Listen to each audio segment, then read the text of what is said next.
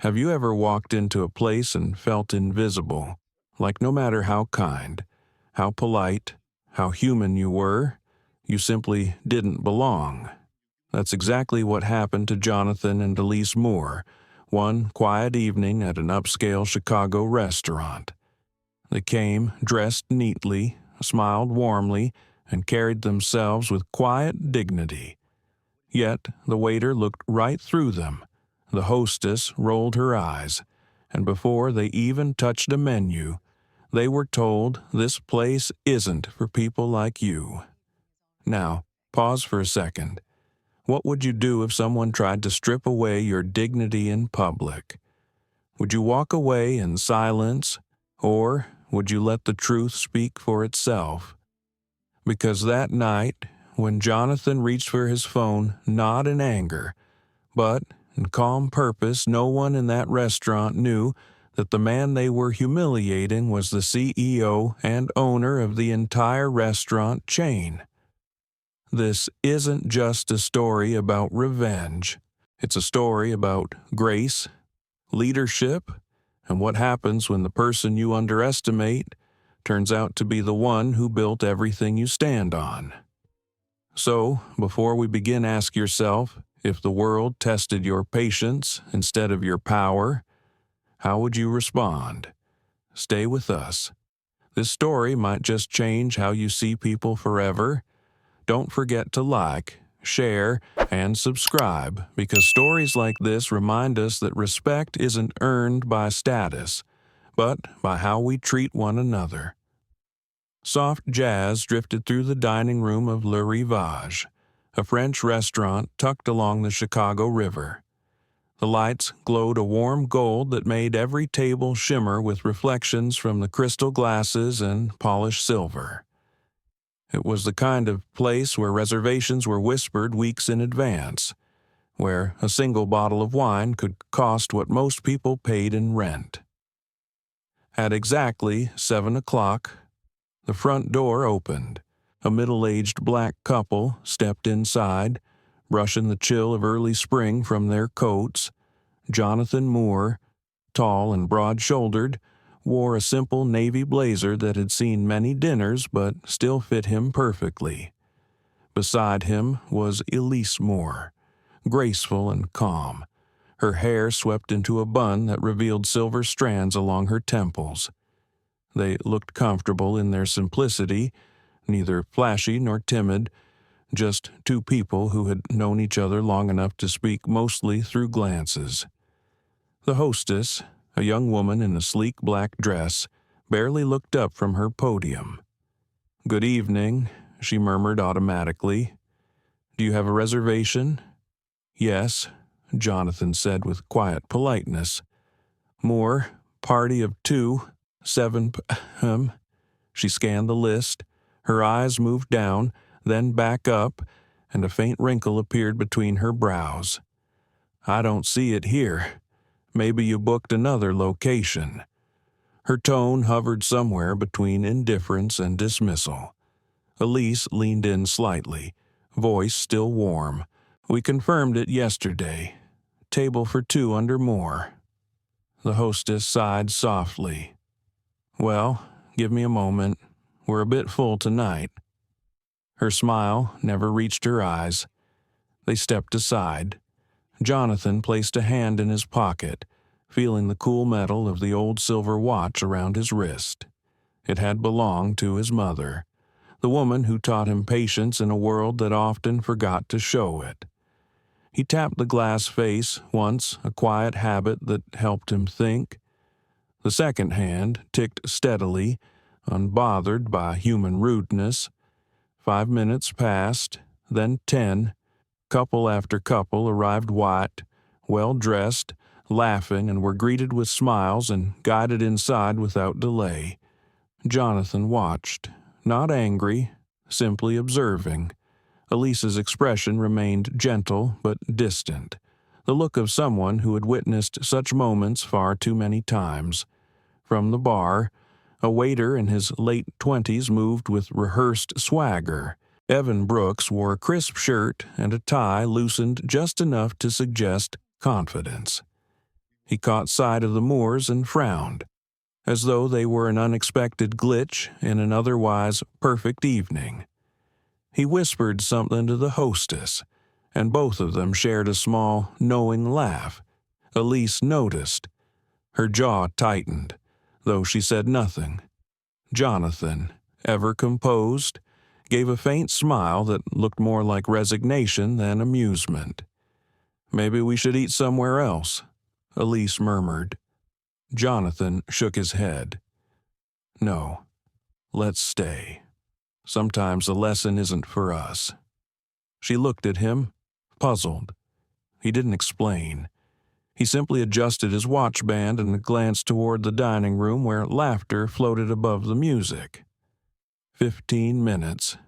Still no table.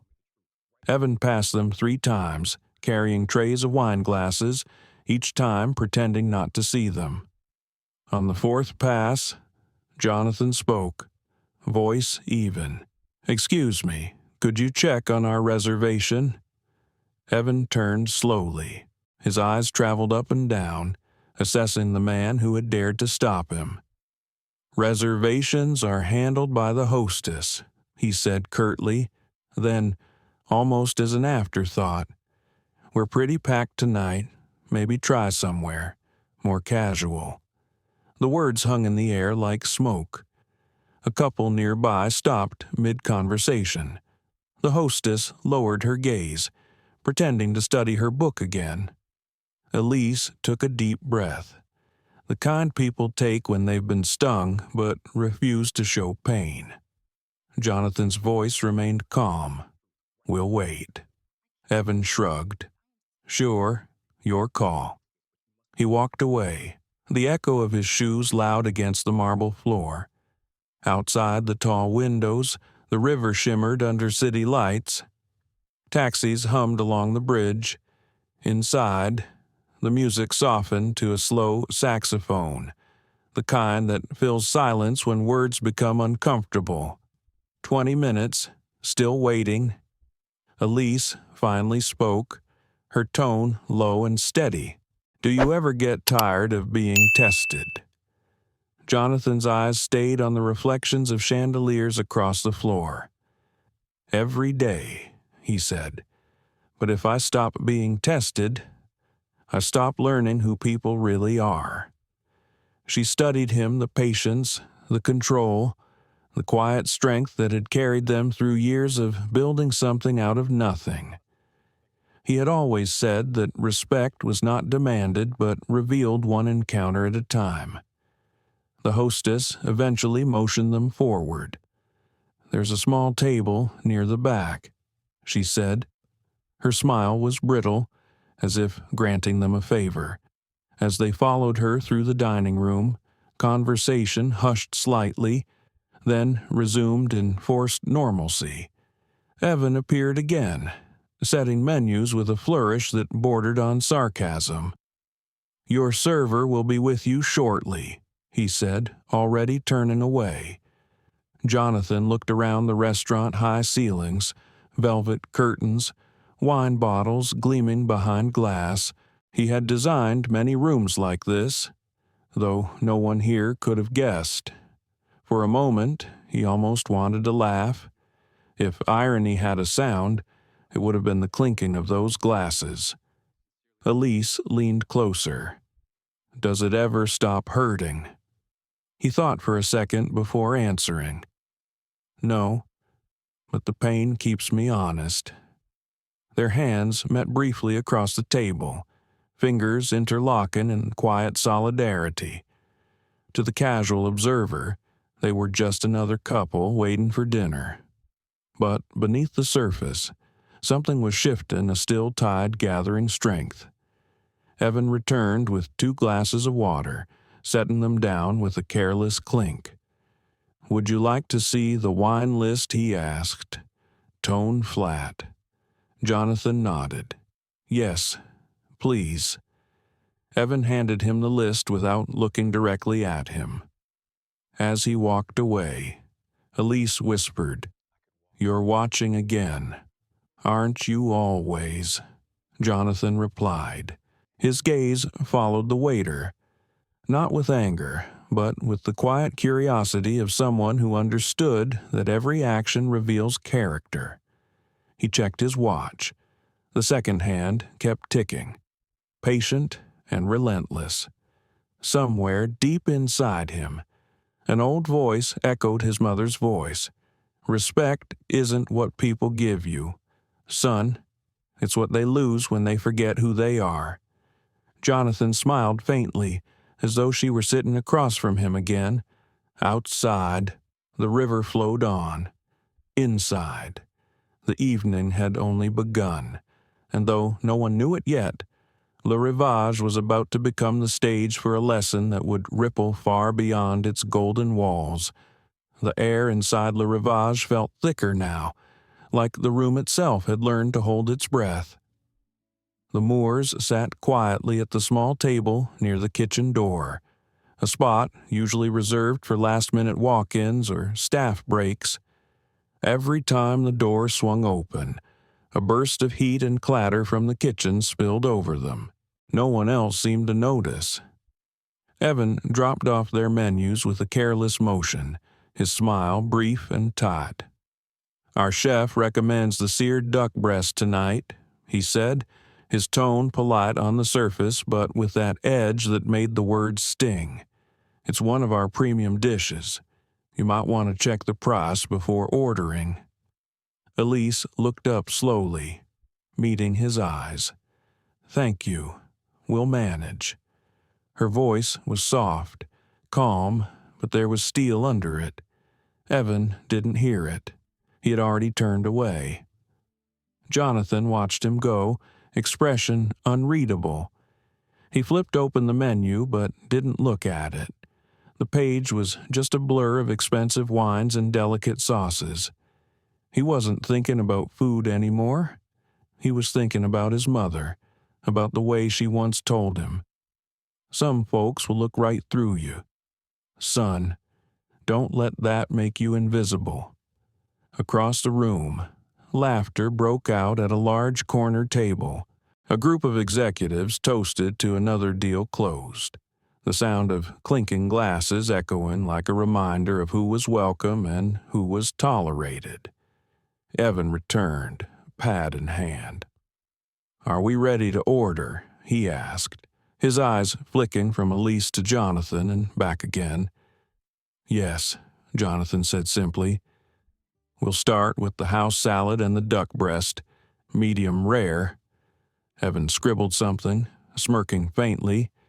"And to drink just water," Elise replied. He nodded, exaggerated surprise in his tone. "Of course," as he left. Elise exhaled, folding her hands together. "I don't understand why it still surprises me," she said. "It shouldn't, but it does." Jonathan leaned forward, voice low enough for only her to hear. "That's because we never stop hoping people will do better." From the kitchen, Evan's voice rose above the noise. "Table 12, he said loudly. "Back corner, 2 waters. 1 duck, make sure it's not too fancy this time." A few of the other servers chuckled. One, a young woman with tired eyes, looked uncomfortable but said nothing. She noticed Jonathan glance toward her. She looked away quickly. Elise's eyes softened. "You see her? I see everyone," Jonathan said quietly. "That's the job." Minutes later, their plates arrived. Evan set them down with the bare minimum of care, sauce spilling slightly over the rim. "Enjoy," he muttered before walking off. The first bite was fine flavors precise, well balanced, but it felt hollow. The food couldn't mask the taste of humiliation. Elise looked around at the polished crowd, the perfect decor, and whispered, "They don't even realize what they're doing." Jonathan gave a small nod. "They will." At a nearby table, a man in a tailored gray suit leaned toward his companion and said, just loud enough, "You'd think they'd know their place. This isn't the South Side." The laughter that followed was sharp and short. Elise's fork paused halfway to her mouth. Her hand trembled slightly. "John, can we just leave Jonathan set his fork down gently?"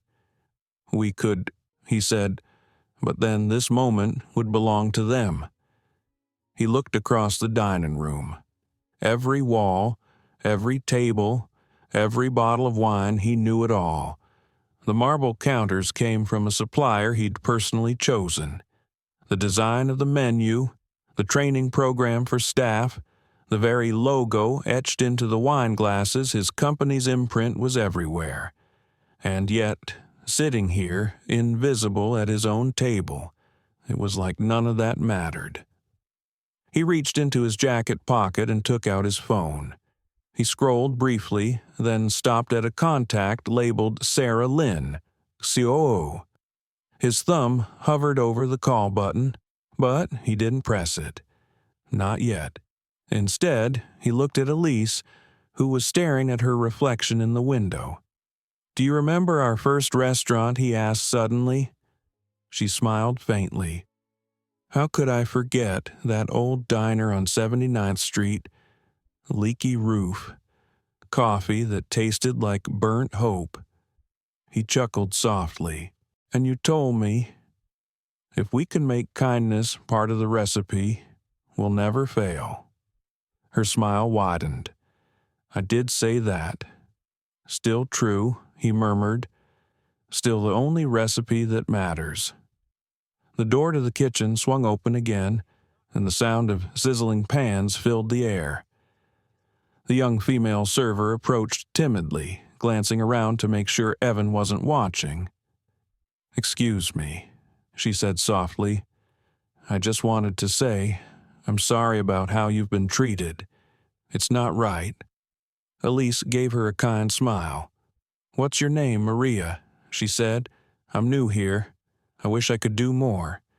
"You already have," Jonathan said. "Thank you." Maria nodded quickly and hurried away. Cheeks flushed. Elise whispered, "See not all of them." Jonathan's voice was gentle. "No, but silence is a powerful accomplice." At that moment, Evan returned with the bill, though they hadn't asked for it. "Whenever you're ready," he said. "We'll need the table soon." Elise blinked, surprised. "We just got our meal." Evan shrugged. "Sorry. Reservation mix-up. The table's booked for 8. Jonathan folded the bill slowly, tucking it beneath his palm. "I see," he said. His voice was calm, but there was something new in it now, a quiet authority that seemed to steady the air around him. "Then I suppose we shouldn't keep your guests waiting." He stood, helping Elise with her coat. Evan barely moved aside. As they reached the door, the hostess called out, "Have a good night." The words sounded hollow, like a script recited too many times. Outside, the night had deepened. The river glimmered like liquid glass under the city lights. Elise stopped beneath the awning, her breath visible in the cool air. "I'm sorry, John," she said softly. "I know you wanted tonight to be special." He looked at her and smiled. "It still is." She frowned, confused. "How?" "Because now," he said, slipping the phone from his pocket again, "we finally get to see who's been paying attention." He dialed the number. The phone rang once. "Sarah," he said when she answered. His tone was low, steady, measured. "Activate the audit protocol for Le Rivage, effective immediately." There was a pause on the other end. "Understood. Mr. Moore, should I alert compliance?" "Yes," he said, "and community relations. I want full observation."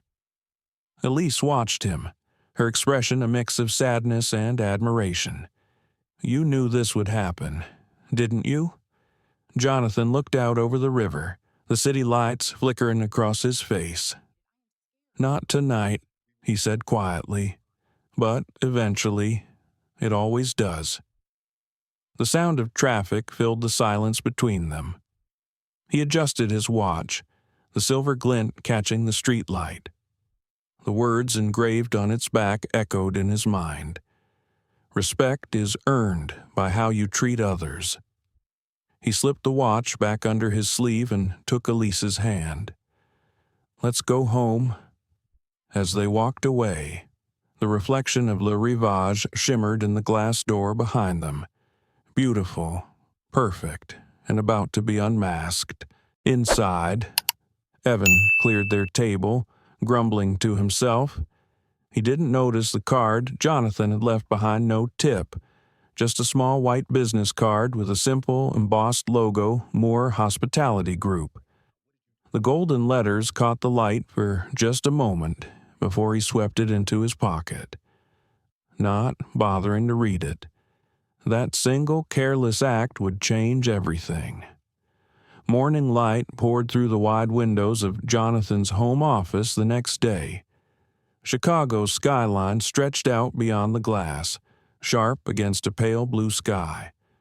On his desk sat a simple cup of black coffee, steam curling upward in slow spirals. Elise walked in quietly, a silk robe wrapped around her. She carried her own mug and a look that said she'd been thinking since last night. "You didn't sleep," she said gently. Jonathan didn't deny it.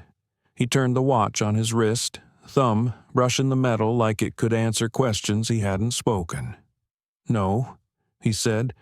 "I kept seeing their faces, the laughter, the way he looked at us." Elise sat across from him. "You called Sarah. That means it's already started, doesn't it?" He nodded. "Audits begin this afternoon. Discretionary visits, staff interviews, service evaluations, the works." She took a sip of coffee. "You could have fired him on the spot." Jonathan looked up. And what would that change? One man gets fired. Another takes his place with the same mindset. This isn't about revenge. It's about truth. Elise smiled faintly. "You sound like your mother. Maybe I'm finally listening," he said. His voice softened. "She used to tell me, patience isn't weakness, John. It's proof that you know your worth." For a moment, silence filled the room. Outside, the city moved on, unaware that one of its most elegant restaurants was about to become the center of a lesson in dignity. By early evening, Le Rivage was once again alive with music and murmured conversation. The wait staff moved quickly, setting tables, polishing silverware, rehearsing smiles. Evan was among them, laughing at something another server said, his confidence restored after what he called last night's nonsense. The manager, Martha Collins, emerged from the back office, clipboard in hand, eyes sharp behind thin-framed glasses. "Let's make sure tonight runs smoother than yesterday," she said. "We have a VIP reservation later. I don't want any surprises." Evan smirked. "As long as the right kind of VIPs walk in." Martha didn't laugh, but she didn't correct him either. She moved on, checking the wine display. "Just keep your tone professional, Evan." "Always," he said, buttoning his vest with mock pride. At 7:30, the doors opened again. A couple entered, white, middle-aged, dressed in golf casual. Evan rushed forward with an enthusiasm that seemed to light up his entire face. "Good evening. Welcome to Le Rivage. Table for two." They nodded, clearly used to being welcomed like royalty. Within seconds, they were escorted to one of the best seats by the window. Water was poured, wine offered, laughter shared. The choreography of privilege was seamless. A few minutes later, another couple stepped in. They were Latino, younger, modestly dressed. The hostess hesitated, scanning her list. "Do you have a reservation?" she asked. "Yes," the man said. "Ramirez, 7:30. She frowned. "I don't see that name. Maybe you called the wrong number." We got the confirmation text, his wife said, pulling out her phone. Martha approached, voice crisp. I'm sorry, but we're at capacity tonight. We can't seat walk-ins. They're not walk-ins, the woman said softly. We confirmed perhaps another evening. Martha interrupted with a smile that wasn't really a smile. Evan crossed his arms, watching. There's a diner across the street, he offered helpfully. Great burgers. The woman's face fell. Her husband took her hand. Come on, honey, he said quietly. They left without another word. Maria, the young waitress from the night before, stood near the service station, frozen. She caught Evan's smirk and felt something twist inside her chest. She wanted to speak, but fear of losing her job glued her feet to the floor. Then, the door opened again. Jonathan and Elise walked in. The staff didn't recognize them at first. He was in a dark suit tonight, crisp and tailored, the kind that didn't shout money but whispered authority. Elise wore a simple black dress, elegant in its understatement. They looked calm, almost serene. Evan's smile faltered. His eyes flicked toward Martha, then back to them. Welcome back, he said stiffly. Didn't expect to see you again so soon. Jonathan met his gaze. We like to follow up. Before Evan could respond, Martha stepped in, her practiced charm switching on. Good evening. Do you have a reservation tonight? Yes, Jonathan said. More. 8 o'clock. Her eyes scanned the list and froze. There it was. Ah, right this way, she said, suddenly cautious. They were led to the same table near the kitchen. Jonathan didn't protest. He just smiled and said, Perfect. This one gives us the best view. The meal began quietly, but the tension beneath the surface was electric. Evan tried to act casual, but his hands trembled slightly as he poured the wine. Elise noticed and gave a polite smile that made him more nervous. Halfway through the meal, another waiter stumbled, and a full glass of red wine toppled from a tray, splashing across the white tablecloth right in front of Jonathan. The room went silent. Even the jazz seemed to pause mid-note. Oh my God, I am so sorry, the young waiter gasped. Evan appeared out of nowhere, voice sharp. Watch where you're going. Do you have any idea who you're serving? Jonathan dabbed his sleeve with a napkin, calm as ever. It's fine, he said softly. Accidents happen, but Evan wasn't done. This is exactly why some of us stick to certain tables, he muttered under his breath, forgetting that microphones carry farther in quiet rooms. Elise's eyes narrowed. Certain tables, she repeated. Evan blinked, realizing too late that half the dining room had heard him. Jonathan straightened in his chair. His tone was still polite, but now it carried weight. Evan, could you bring the manager? Please, Martha arrived quickly, her smile fixed. Is there a problem? Not yet, Jonathan said, but I'd like to understand your seating policies. I've noticed certain patterns. Martha stiffened. We seat based on availability and guest experience. I see, Jonathan said, nodding slowly. And last night, when my wife and I were kept waiting for half an hour, was that also for guest experience? The question sliced through the air. Conversations around them fell into silence again. Martha opened her mouth, closed it, then forced a laugh. I'm sure there was a misunderstanding. Jonathan looked down at his watch. The second hand kept ticking. No, he said softly. No misunderstanding at all. Just then, the door opened at the front of the restaurant. A group of sharply dressed individuals walked in, 3 of them, moving with quiet confidence. Sarah Lynn led the way, followed by David Ross, the company's legal director, and Marcus Hill, the community relations executive. Every head turned. Evan frowned. Who were they? Martha's face drained of color. She recognized Sarah immediately from the corporate newsletters, from the executive visits she had ignored.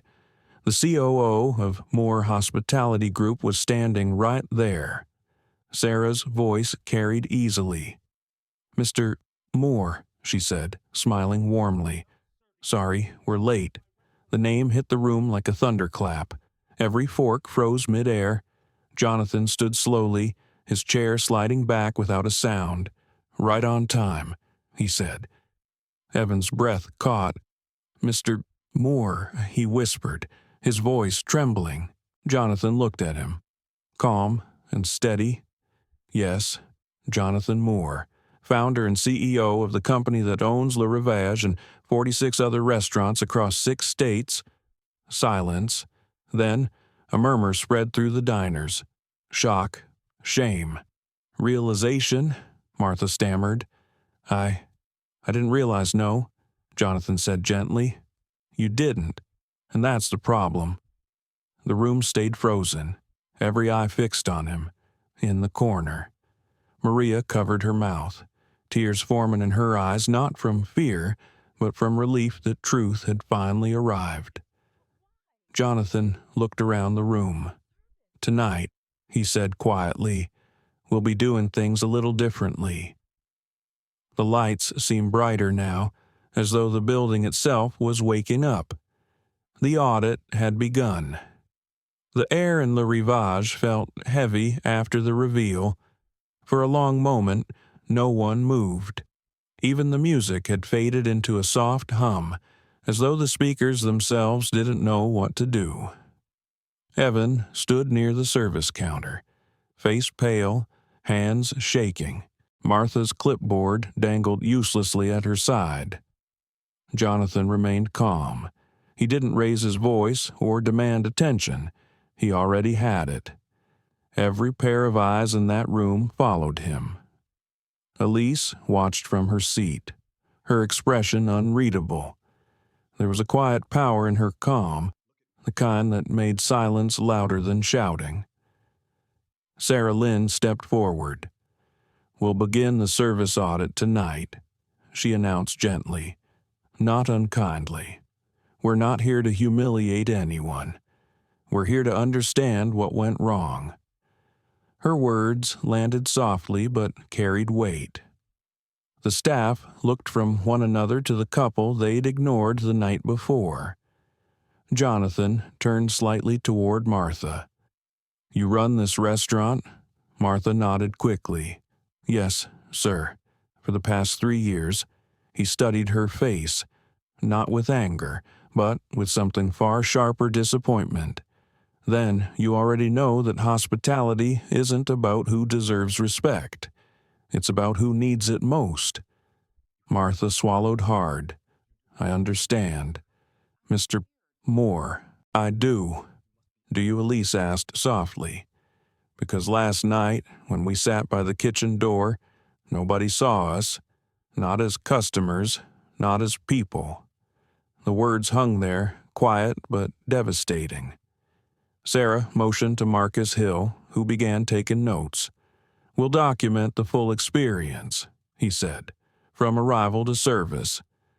Evan took a step forward. "Mr. Moore, I just want to say if I had known who you were," Jonathan cut him off with a small raise of his hand. "That's exactly the point. You shouldn't have to know." The room went still again. Then Jonathan turned to Sarah. "Continue your work. I'll speak with the staff privately." The executives moved toward the back office, where the internal review would begin. But Jonathan stayed behind for a moment. He looked around at the guests, people who had whispered, stared, maybe even judged. "Please," he said softly, "enjoy your meal. No one's being punished tonight. We're just learning." That was all he said before walking to the far end of the dining room, Elise followed. As they reached the hallway leading to the back, Jonathan paused beside a framed photo on the wall. It was of the restaurant's grand opening. Bright smiles, glasses raised, the staff lined up behind the first general manager. Jonathan's eyes lingered on the background. He recognized the tile pattern. He'd chosen it himself 8 years ago. He exhaled slowly. I remember laying out this design. I wanted it to feel like sunlight. Elise looked at the photo. You gave them light. They forgot to see it. He smiled faintly. Then, maybe we remind them. In the office, Sarah's tone was professional but steady. The pattern of complaints aligns with what we witnessed, she said, scrolling through her tablet. Unequal service times, selective seating, dismissive tone toward certain customers. It's subtle, but consistent. Martha shifted uneasily in her chair. We've had some staffing challenges. Turnover has been high. Marcus looked up. Turnover isn't an excuse for a lack of decency. Jonathan entered quietly, his presence grounding the room. Decency, he repeated.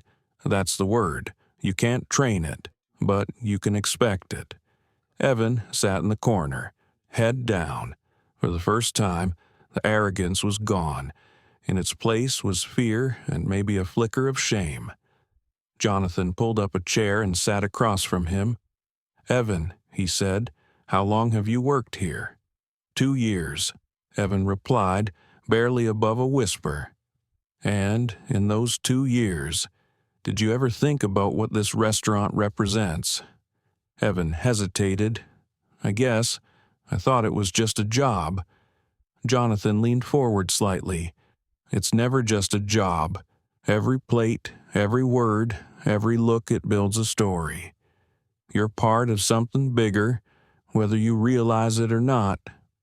Evan nodded, eyes wet. I didn't mean to disrespect anyone. Jonathan's voice softened. I believe you didn't mean to. But that doesn't change the fact that you did. Silence again. The only sound was the quiet ticking of Jonathan's silver watch. He looked around the room, his gaze steady. This isn't about firing anyone. It's about responsibility. If you work under this name, you carry its weight.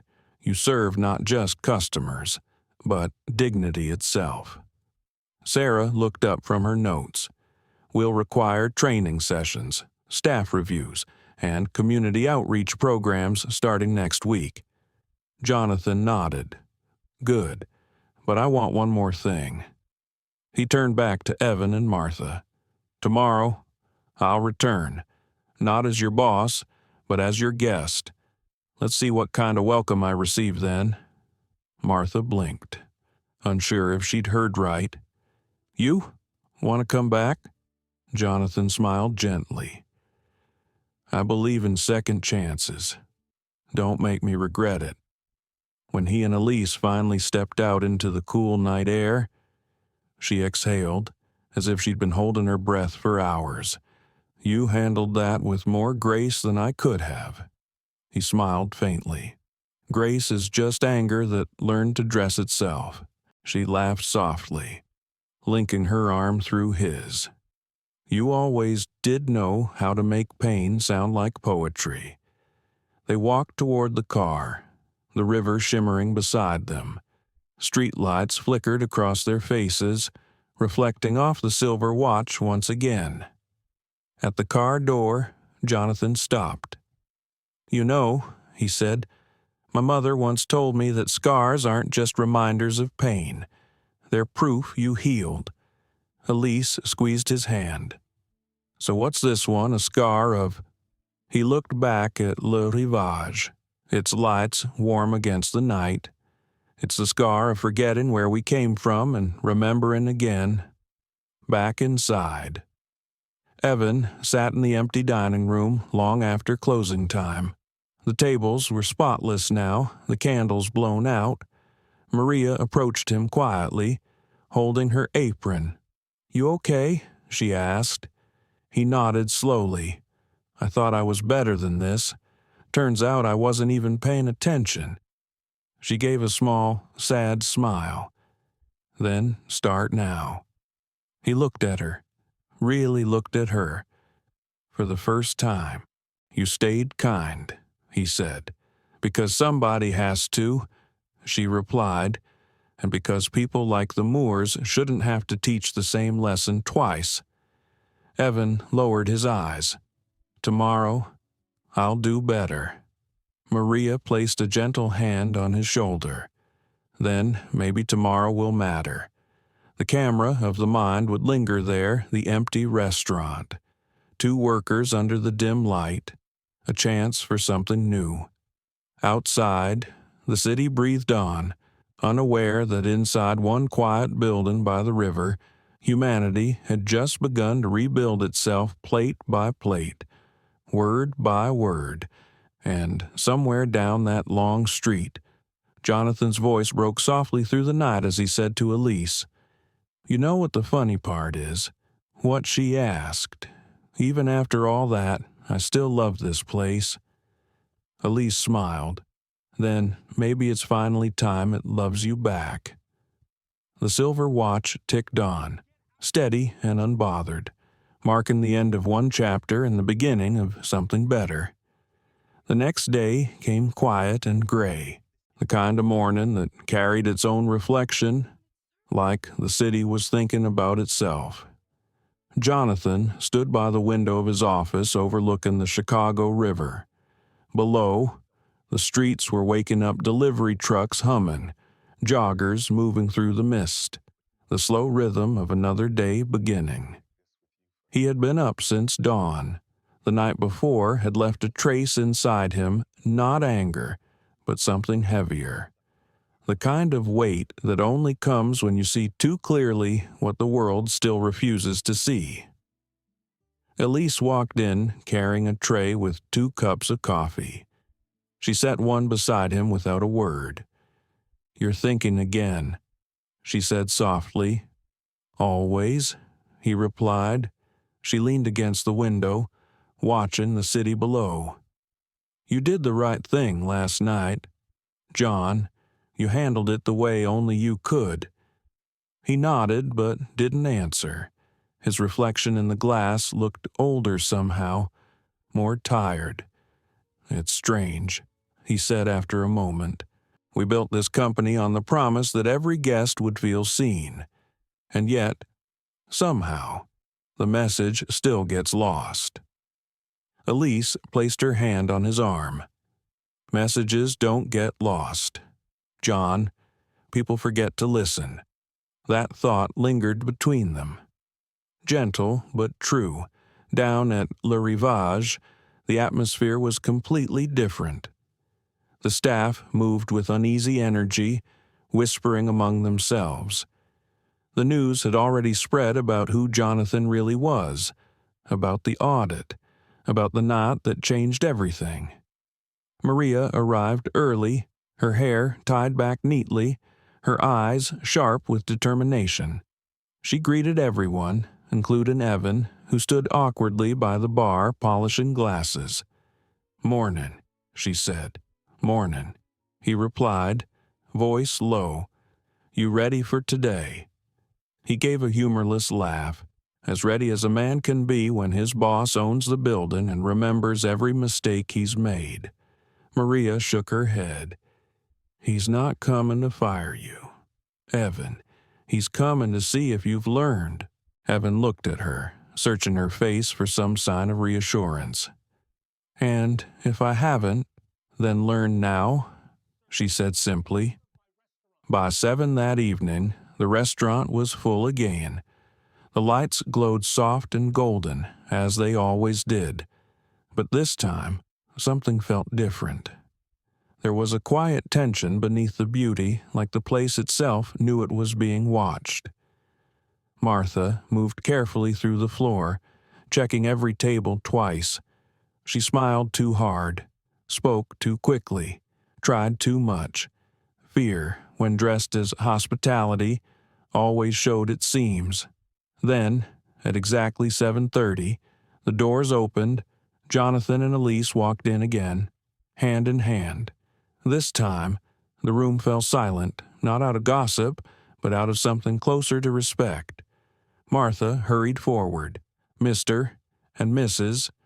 Moore," she said, her voice trembling slightly. "Welcome back. Your table is ready." Jonathan smiled. "Good to hear." They followed her to the same spot near the kitchen. But this time, there was no noise from swinging doors, no heat spilling over them.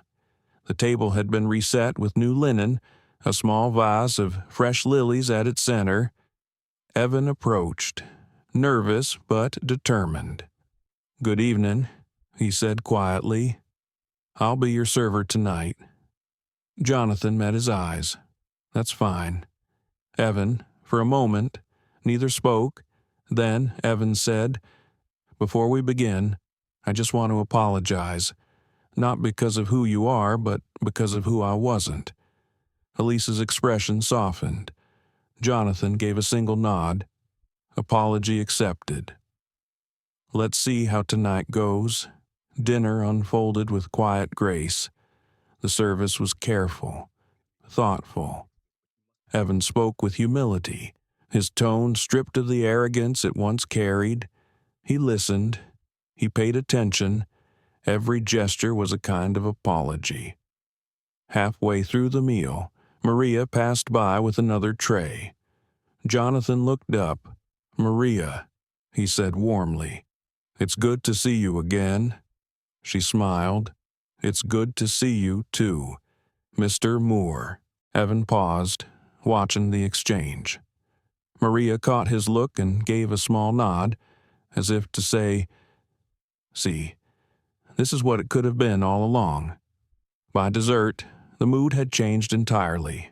The dining room, once filled with unease, now felt lighter, almost peaceful. Guests whispered quietly, recognizing the transformation happening before their eyes. When the plates were cleared, Jonathan turned to Evan. "How long have you worked in hospitality?" 7 years, Evan replied, "but last night was the first time I actually understood what that word means." Jonathan smiled faintly. "Hospitality isn't a job. It's a mirror. It shows who we are when no one's watching." Evan nodded, eyes glistening. "I think I get that now." "Good," Jonathan said. "Then maybe you'll teach someone else one day." From across the room, Martha watched, emotion flickering through her face, shame, then humility, then something close to relief. She walked over, hesitantly. "Mr. Moore," she said, "I owe you an apology, too. I let my people act in ways I should have corrected." Jonathan looked at her kindly. "Leadership isn't about being perfect. It's about being accountable." She exhaled. "Then I'll start there." Elise smiled at her. "Starting is the hardest part." As they stood to leave, the entire staff seemed to hold its breath. Evan stepped forward with something in his hand, a small note, folded neatly. "I wrote this," he said awkwardly. "Not for you to read now, but for later. Just something I needed to say." Jonathan accepted it. "Thank you." "Evan." When they reached the front door, Maria called out softly, "Mr. Moore." He turned. "Thank you for coming back," she said. "Most people wouldn't." Jonathan's eyes warmed. Most people don't get the chance to change things from the inside. He looked back one last time at the restaurant, at the staff gathered quietly near the bar. "Keep the lights golden," he said. "That's what makes it home." Then he and Elise stepped into the night. Outside, the air was cool and clear. The city lights rippled on the river like a second sky. Elise looked up at him. You think they'll really change? Jonathan thought for a moment. Not all of them, he said honestly, but maybe enough. She nodded. Maybe enough is where change begins. They walked toward their car in silence, the hum of the city wrapping around them. In Jonathan's hand, the folded note felt heavier than paper should. Later that night, at home, he opened it. The handwriting was uneven, the ink slightly smudged.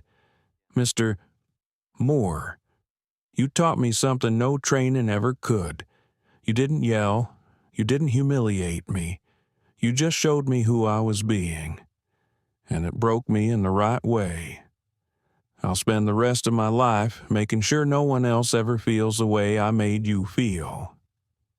Evan Jonathan folded the note carefully and placed it in the drawer beside his mother's silver watch. He closed it softly, like sealing away a lesson that had finally found its home. He looked out the window again, the same river shining under the same lights. But this time, it didn't feel heavy.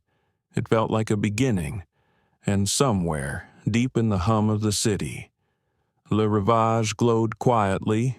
Inside, the laughter was softer, the service warmer. Change had come, not with noise, not with anger, but with the simple power of being seen. Because sometimes the heaviest thing in the world isn't hate. It's the weight of a name you don't yet understand, and the grace of learning what it truly means. The following week, Chicago was dressed in silver.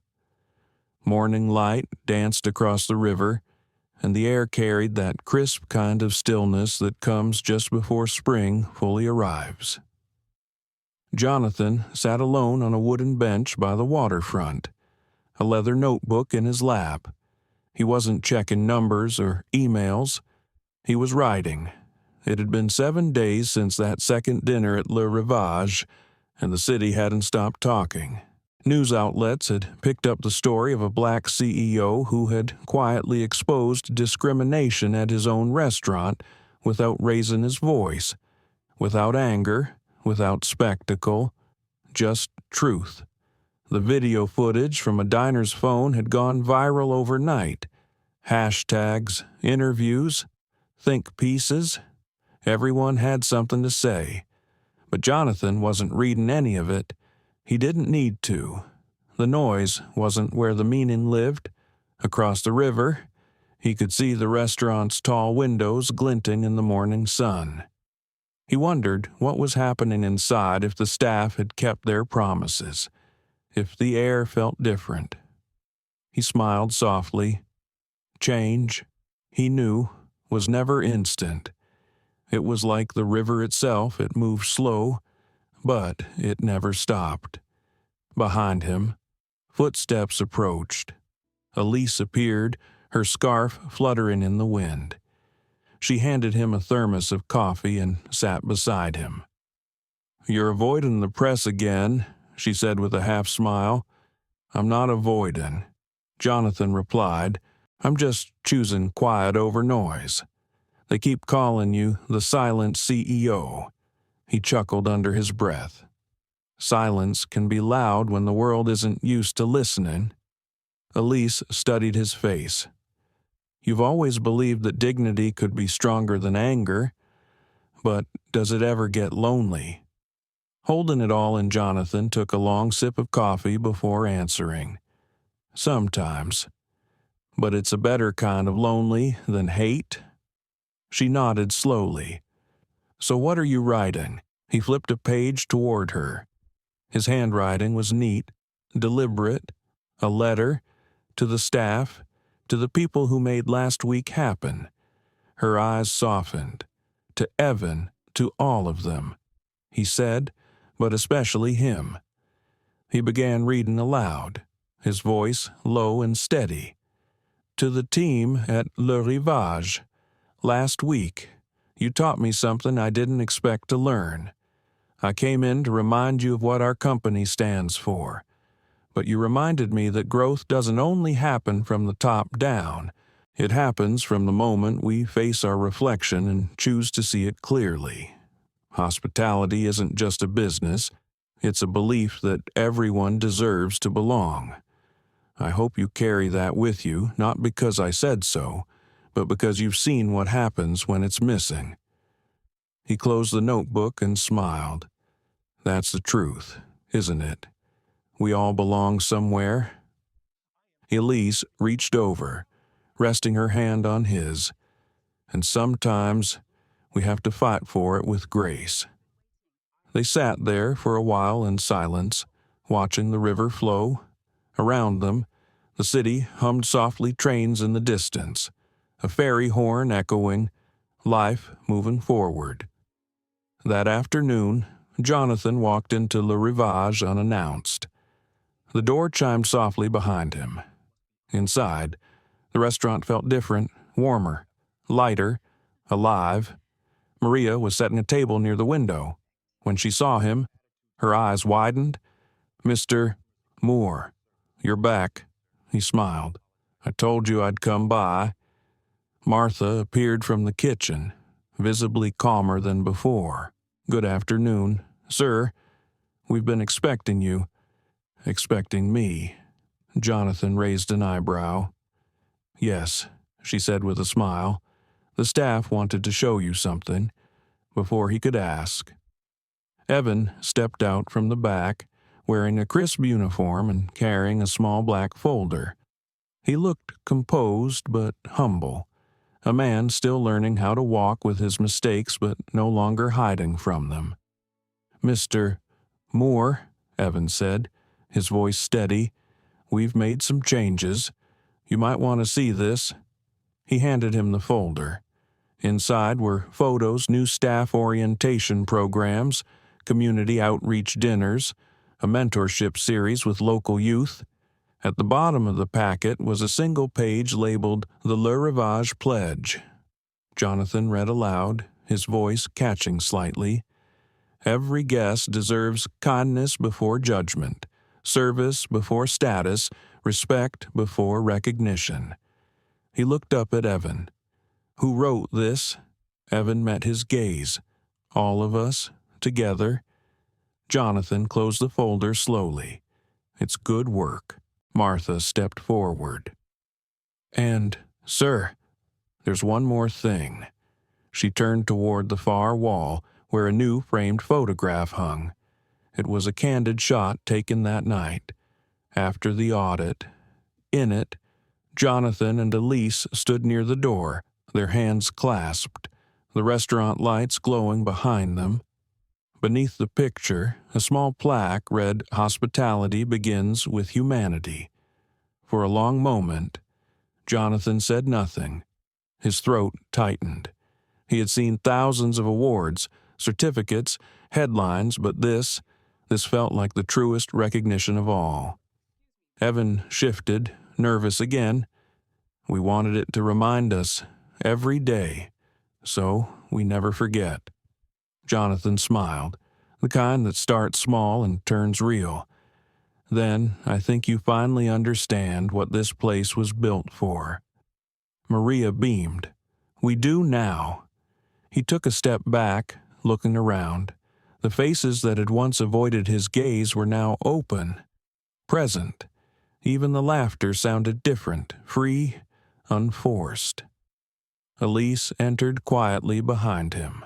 When the staff noticed, a few clapped softly. Others simply smiled. She walked up beside her husband and whispered, "Looks like it's learning to love you back." Jonathan chuckled, his eyes still on the plaque. Maybe love was here all along. It just needed a mirror. Later that evening, as twilight stretched across the water, Jonathan stood outside once more. He pulled the folded note from his pocket, the one Evan had written days ago, and added it to the notebook he'd carried that morning. He flipped to a blank page and wrote something new. The hardest part of change isn't seeing the truth. It's accepting that we were once the reason it was needed. Then he closed the book and slipped it into his coat. The wind brushed against his face, carrying with it the faint scent of the river, the city, the restaurant, all intertwined now in memory and meaning. As he turned to go, a young couple walked past him toward Le Rivage. They were laughing, holding hands, dressed simply. The hostess opened the door for them, greeting them with a smile that reached her eyes. Jonathan paused and watched for a moment. The woman's laughter echoed faintly through the glass. He smiled to himself. Change had taken root. He walked back along the river, the golden lights flickering across the water like scattered memories. The world wasn't perfect. It never would be. But tonight, for the first time in a long while, he felt something close to peace, and somewhere behind him, in a restaurant that had once been blind, a single truth hung on the wall, quiet, eternal, and shining hospitality begins with humanity. The sun dipped low over Chicago, painting the river in hues of gold and amber. The city's heartbeat slowed as evening settled in. Inside his home office, Jonathan sat before a flickering fireplace, the glow reflecting against the framed photograph of Le Rivage hanging above the mantel.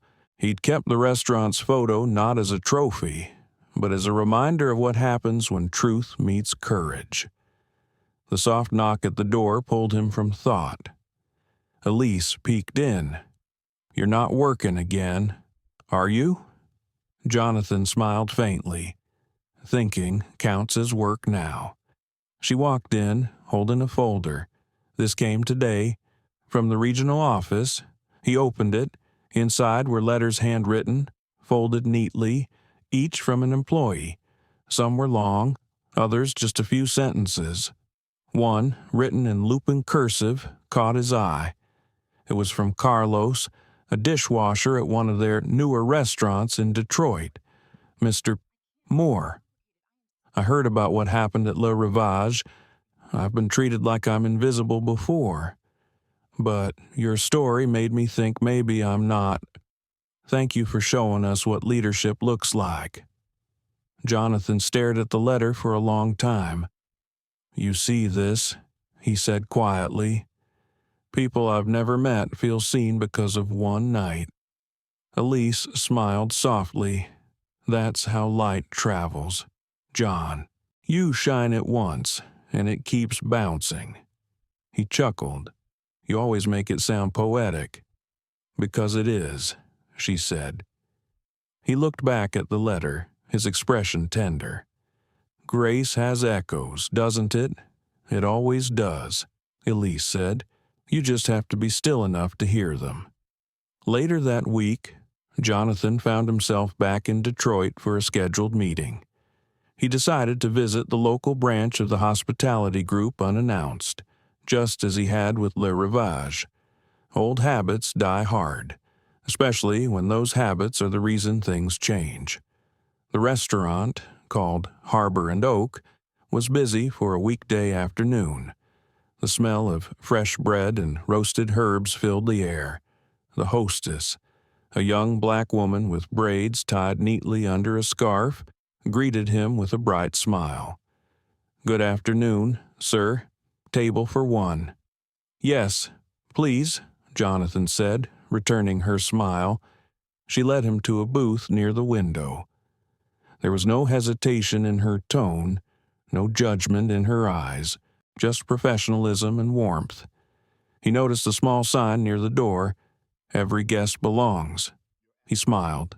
That was new. Halfway through his meal, a young man approached nervously, carrying a tray. "Mr. Moore."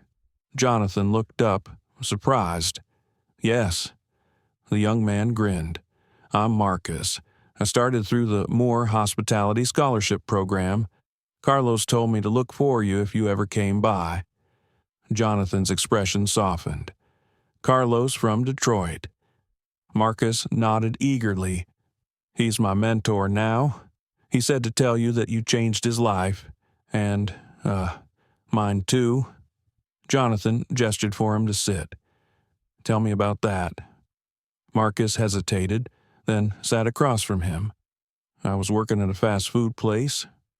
It wasn't bad, but it wasn't living either.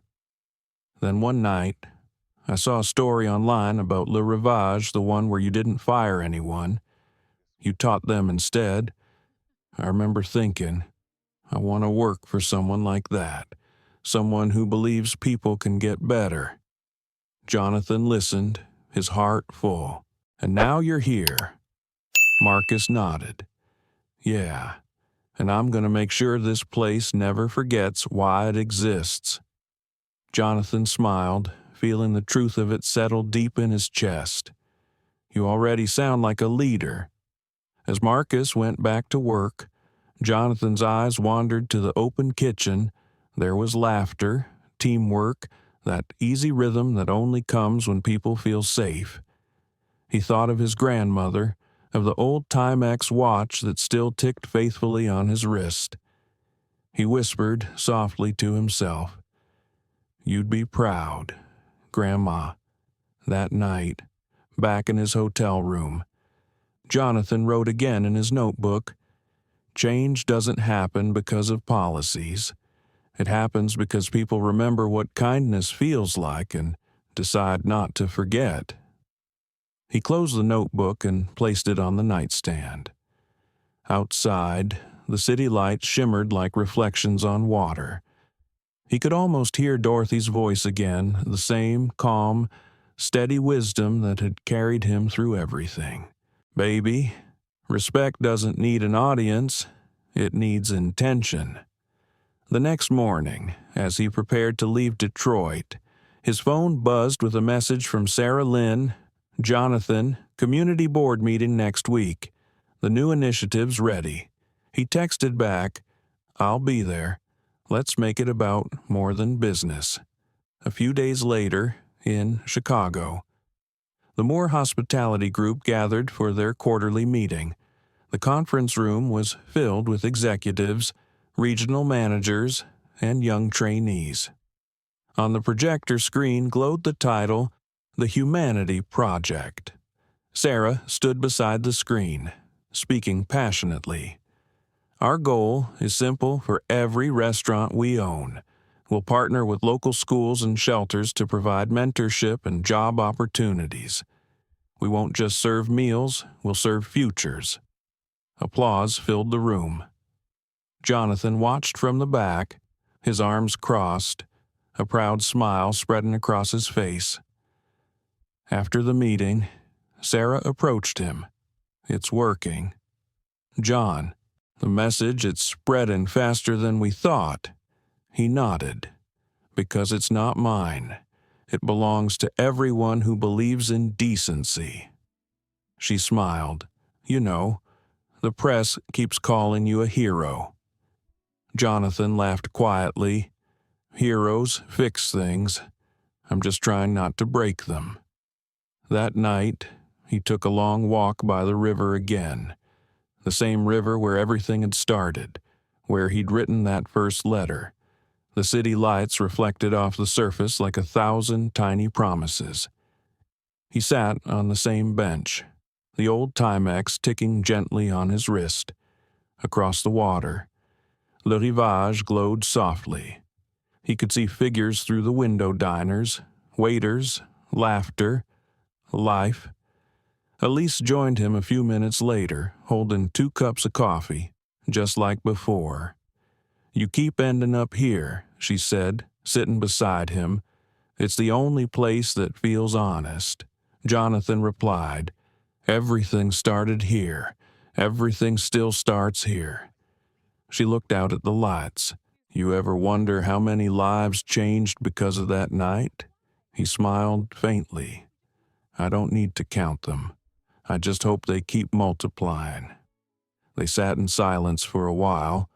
The wind carried the faint sound of distant music, someone playing saxophone on a nearby bridge. It wasn't perfect, a little off-key, but it was beautiful because it was real. Jonathan leaned back, eyes half closed. Grace echoes, doesn't it? Elise looked at him, her eyes warm. It always does. And if you listen closely, you can hear it bouncing right back to you. For a moment, the world was still the river, the city, their hearts all moving in rhythm. Jonathan reached for her hand. "Let's go home," he said softly. As they stood and walked away, the scene faded: the bench, the water, the glowing restaurant in the distance. Only the faint echo of the city remained, whispering its quiet truth. Some stories end with applause. Others end with understanding. This one ended with grace. Spring arrived early that year. The city of Chicago carried a softness in its air, the kind that hinted at renewal. The river shimmered brighter, trees began to bloom again, and people smiled a little more easily. For Jonathan Moore, it wasn't just the season that was changing, it was everything. He sat in the boardroom of Moore Hospitality Group, a place that had once felt distant and formal, now filled with something new: energy, purpose, life. Around the long oak table sat managers from every region, their faces reflecting a quiet excitement. On the screen behind them, the words glowed in white letters: from service to sanctuary. Sarah Lynn stood at the front, guiding the discussion. "We've begun rolling out community partnerships across all major cities," she explained. "Chicago, Detroit, Atlanta, and New Orleans are already on board. The feedback from guests and staff has been incredible." Jonathan listened silently, watching the faces in the room. Some were young and idealistic, others older and weathered by years in the industry. But they all shared one thing: they believed in what they were doing. When Sarah finished, she turned toward him. "John, do you want to add anything?" He leaned forward slightly, folding his hands. "What we're doing isn't charity," he began, his voice steady. "It's restoration. We're restoring what hospitality was always meant to be: a way of honoring humanity. Every meal we serve, every door we open, is a chance to remind someone that they matter." The room fell silent, everyone listening closely. He continued, softer now. "There was a time when I thought success was about expansion, about numbers. But I was wrong. Success is about reflection. It's what happens when people walk into our restaurants and see themselves treated with respect, no matter what they look like, no matter where they come from." Applause broke out across the room. Sarah smiled, her eyes shining. "I think Dorothy would be proud," she said quietly. Jonathan nodded, his throat tightening. "I hope so." After the meeting, he stepped out into the hallway. Through the glass walls, he could see the Chicago skyline glittering in the afternoon sun. Elise was waiting for him, sitting on one of the leather benches, scrolling through her tablet. "How'd it go?" she asked, looking up. He smiled. "Better than I expected. They're starting to believe it's possible." "It was always possible," she said. "They just needed to see it work." They walked together toward the elevator. As the doors closed, Jonathan looked down at his old Timex watch, its face slightly scratched but still ticking steadily. "Time reveals all truths," he whispered. Elise smiled. "Still, your grandmother's words, always." That weekend, they traveled to Atlanta for the opening of a new location, the Willow Room, a restaurant designed from the ground up with inclusivity at its heart. The building had high windows, soft jazz, and a mural of people from all walks of life sharing a meal together. As they walked in, the staff greeted them with genuine warmth. A young hostess, maybe 19, said cheerfully, "Welcome to the Willow Room, Mr. and Mrs. Moore. We're honored to have you." Jonathan looked around, his eyes taking in every detail, the open kitchen, the laughter at the bar, the diversity of the crowd. It was everything he had dreamed of when he first started the company. During the dinner, Sarah joined them, along with a few community leaders who had partnered with the restaurant's outreach program. One of them, Reverend Thomas, raised a glass. "To more hospitality," he said, "for proving that business and compassion can sit at the same table." Everyone clinked glasses. Jonathan smiled modestly. To everyone who kept believing when it would have been easier not to, later that night, after the event ended and the crowd began to thin, Jonathan found himself standing alone near the mural. He ran his fingers along the painted faces, so many colors, so many stories. A quiet voice came from behind him. "Beautiful, isn't it?" He turned to see a middle-aged man in a server's uniform. His name tag read Samir.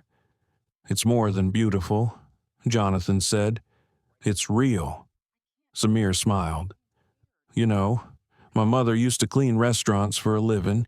She'd come home smelling like soap and grease, but she always said the same thing. Treat people like guests, even if they don't treat you the same. I never understood it until I started working here." Jonathan looked at him thoughtfully. "She sounds like a wise woman." "She was," Samir said, "and she would have liked you." Jonathan chuckled softly. "Tell her thank you for me. She passed last year," Samir replied gently.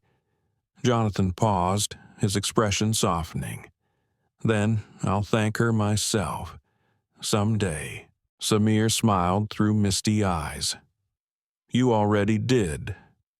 When Jonathan returned to his hotel that night, he couldn't sleep. He sat by the window overlooking the city, thinking about Samir's words, about Marcus and Carlos, about Evan and Maria, about all the faces that had shaped his journey. The next morning, he called Sarah. "Let's do something new," he said. "I want a scholarship named after my grandmother, the Dorothy Moore Fellowship. It'll fund students from underrepresented communities who want to study hospitality management." Sarah's voice brightened. "John, that's beautiful. I'll make it happen."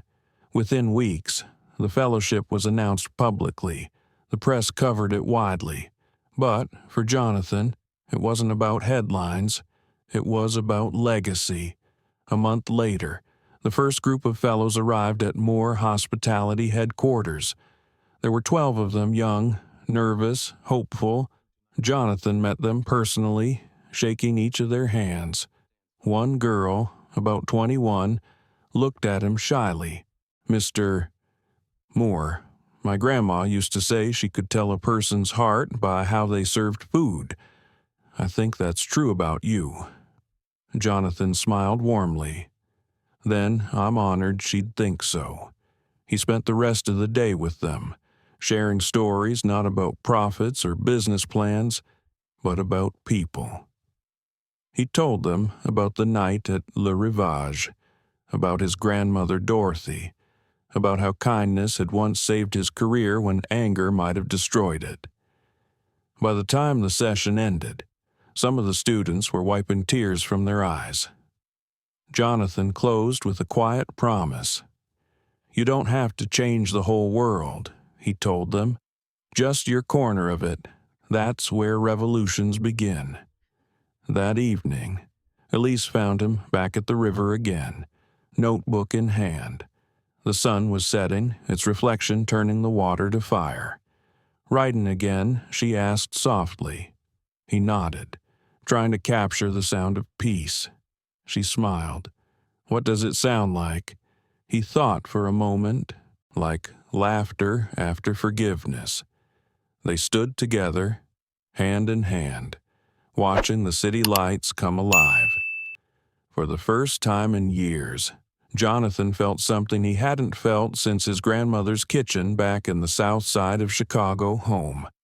And somewhere deep in his heart, He heard her voice again, gentle and proud. "Baby, time doesn't just reveal truth, it reveals who you've become because of it." Jonathan looked at Elise and smiled. "I think she'd be happy." "She is," Elise said, her voice barely above a whisper. "And so am I." The river flowed quietly beside them, carrying their reflection forward into the night. Summer arrived with the kind of light that made Chicago shimmer. The days stretched long, and the river that once held silence now carried reflection. At Moore Hospitality headquarters, the rhythm of change had become routine. Meetings were no longer about quarterly earnings or new menu designs. They were about people. Sarah Lynn had taken over several outreach programs, and her reports were filled not with numbers, but with stories. Stories of second chances, of small acts of kindness that had begun to ripple far beyond their restaurants. One morning, Jonathan walked into the office carrying a cup of black coffee and his old leather notebook. He paused outside the glass doors of the conference room, where the fellowship students were presenting their first community project. Through the window, he saw Marcus, now a confident young man in a crisp shirt, speaking to a group of executives. On the screen behind him was the title, Project Welcome Home. Jonathan quietly took a seat in the back. Marcus began, his voice clear and full of purpose. "We started with a simple question. What if restaurants could be more than places to eat? What if they could be places where people feel seen, even after life has pushed them aside?" He clicked to the next slide, showing photos of a local shelter where Moore Hospitality had begun providing weekly meals. "We partnered with transitional housing programs to offer training and job opportunities, and every Sunday, we host what we call community tables, a free dinner where anyone can come. No questions asked." The room was silent. Every face turned toward him. Marcus continued, his confidence growing. "It's not charity, it's belonging. And when people feel like they belong, they start to believe they can rebuild." When the presentation ended, the room erupted in applause. Sarah turned toward Jonathan, her eyes gleaming. "He's the future." Jonathan nodded slowly. "He's the proof." After the meeting, Marcus approached him nervously. "Mr. Moore, I didn't know you were here." "I wouldn't have missed it," Jonathan said, shaking his hand firmly. "You reminded me why I started this." Marcus smiled shyly. "Honestly, sir, I was just trying to follow your example." Jonathan looked at him thoughtfully. "Don't follow it, build on it." Later that afternoon, Jonathan took a walk down to Le Rivage. It had been almost a year since that night, since everything had changed. As he pushed open the familiar door, the scent of rosemary and grilled salmon greeted him. Inside, the restaurant was busy but calm. The same chandeliers glowed overhead, but somehow the light felt warmer now. Maria spotted him first. "Mr. Moore. You didn't say you were coming. Surprise visits keep everyone honest," he said with a grin. She laughed, motioning him toward a table. "You want your usual?" "Only if it comes with that smile," he teased. A few moments later, Evan appeared, carrying a tray. He looked different, more grounded, more assured. The arrogance that once clung to him was gone, replaced by quiet confidence. "Evening. Mr. Moore," he said. "It's good to see you. It's good to see you, too. Evan." They talked for a while, about the changes, about the new training programs, about the way guests had noticed the difference.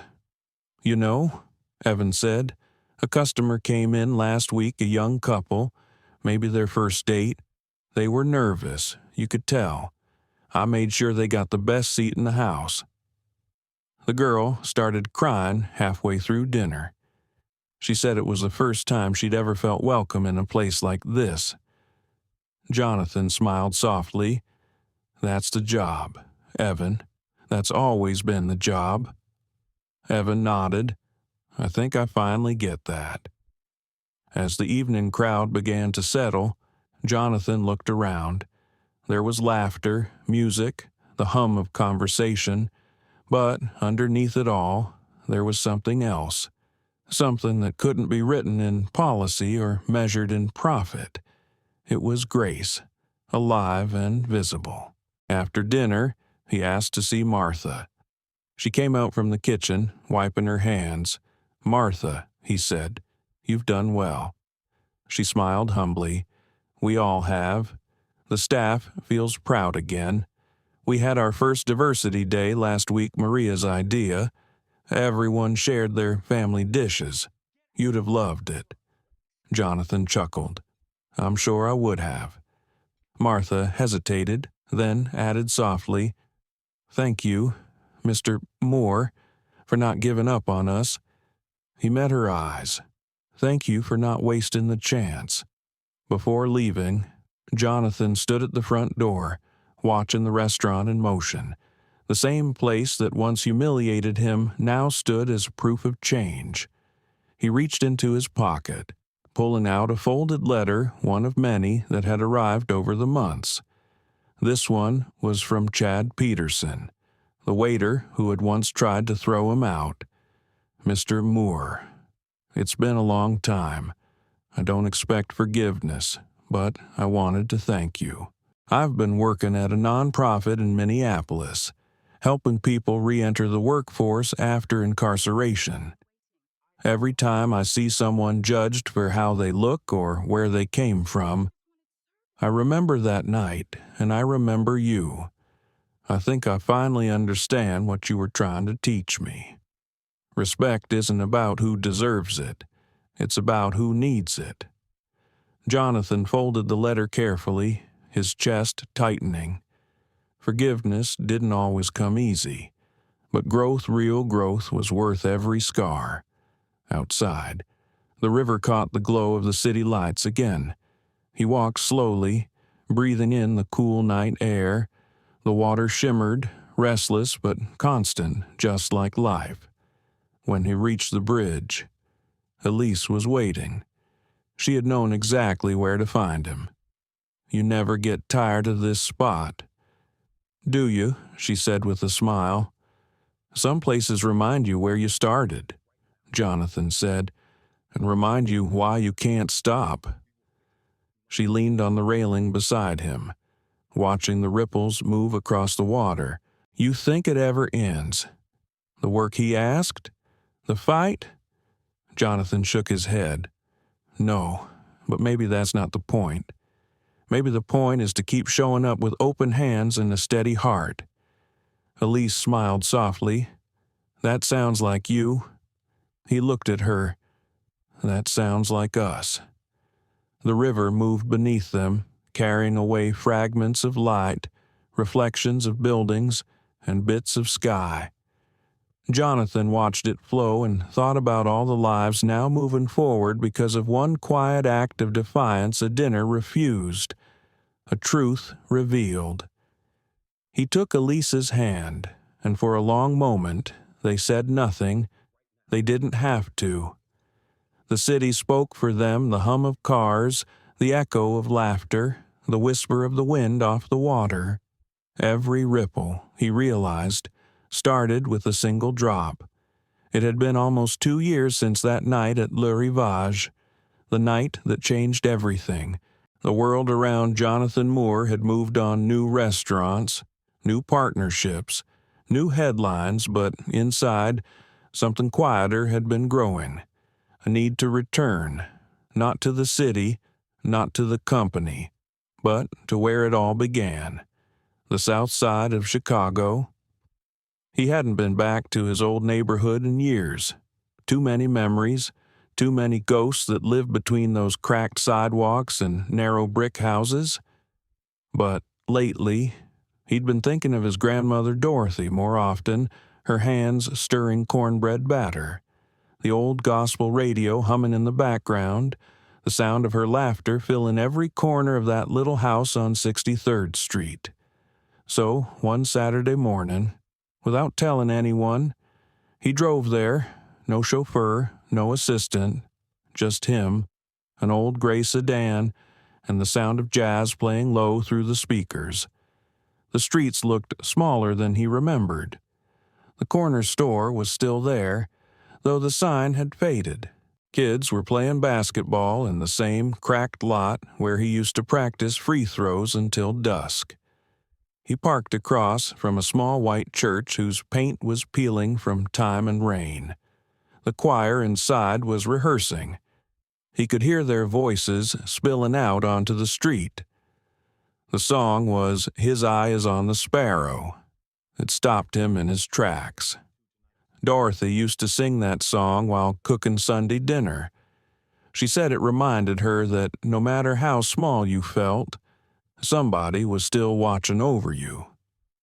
Jonathan sat on the church steps for a long time, eyes closed, listening. When the music ended, he walked to the back lot, where an old community garden stretched across a patch of uneven ground. The soil was rich, dark, full of life. A group of volunteers were planting tomatoes and greens. A woman in her 60s looked up. "Can I help you?" Sir Jonathan smiled. "Maybe, or maybe I can help you." She laughed.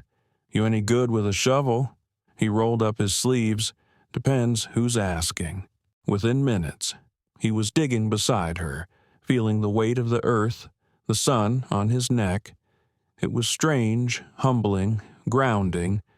After a while, the woman looked over. "You look familiar. What's your name, Jonathan Moore?" Her eyes widened slightly. "The restaurant man, the one on TV." He smiled softly. "Sometimes, but not today." She studied him for a moment, then nodded. "You came back home?" "I did." "Well," she said, "then grab that hose. Mr. Moore, we've got collard greens that need watering." They both laughed, and for the next hour he worked quietly, listening to the chatter of kids, the rhythm of shovels hitting dirt, the sound of life happening. After they finished, the woman handed him a cup of lemonade. "We're trying to expand the garden," she said, "feed some of the families on the block, but we're short on supplies." Jonathan looked around at the small but vibrant patch of land. "How much do you need?" She waved her hand. "Oh, we're fine. The Lord always provides." He smiled. "Sometimes the Lord uses people with checkbooks." The next week, the Moore Hospitality Foundation donated enough funds to rebuild the entire garden, new tools, fresh soil, an irrigation system, even a small greenhouse. But Jonathan didn't just send money. He came back every weekend to help. The community started calling it Dorothy's Garden. On Saturday mornings, you could find him there, sleeves rolled up, talking with neighbors, teaching kids how to plant herbs and tomatoes. Elise came with him sometimes, sitting on the porch with lemonade, watching him laugh with children who reminded him of himself. One afternoon, a little boy tugged on Jonathan's shirt. "Mister, are you the man from the restaurant on TV?" Jonathan chuckled. "Maybe. Why do you ask?" The boy grinned. "My mom says you're famous. Your mom's half right." He said, "I'm just someone who believes in second chances." The boy nodded thoughtfully. "I like that." As time went on, Dorothy's Garden became more than a project. It became a place of gathering, a sanctuary of laughter, stories, and healing. Former employees came to volunteer. Local schools partnered to teach sustainability. Even Le Rivage donated leftover produce to neighborhood food drives. One evening, As the sun dipped low and the garden glowed golden, Sarah Lynn visited. She leaned against the fence, watching Jonathan with quiet admiration. "You built an empire," she said, "and then you came back to build a garden." Jonathan smiled, wiping his hands on a towel. "Empires feed egos. Gardens feed people." Sarah tilted her head. "You know, this whole thing, it's become bigger than you."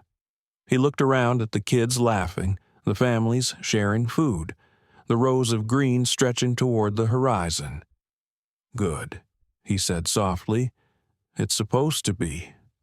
Later that night, after everyone had gone home, Jonathan sat on the old porch of his grandmother's house. The same wooden steps creaked beneath him. He looked out over the neighborhood, the sound of crickets filling the air. Elise joined him, carrying 2 mugs of tea. She handed him one and sat beside him. "You look at peace," she said. He nodded. For the first time in a long while, she smiled. "You know, people talk about legacy like it's something you leave behind, but I think yours is something you keep giving." He looked at her, his eyes soft. Maybe legacy isn't about what we leave. Maybe it's about what we return to.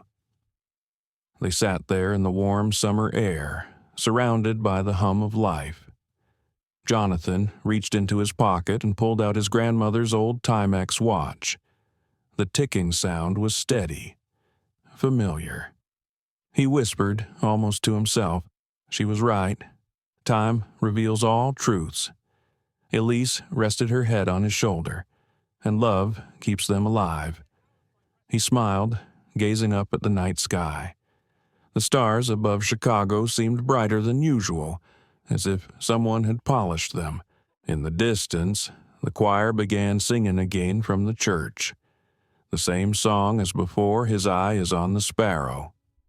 Jonathan closed his eyes, the music wrapping around him like memory.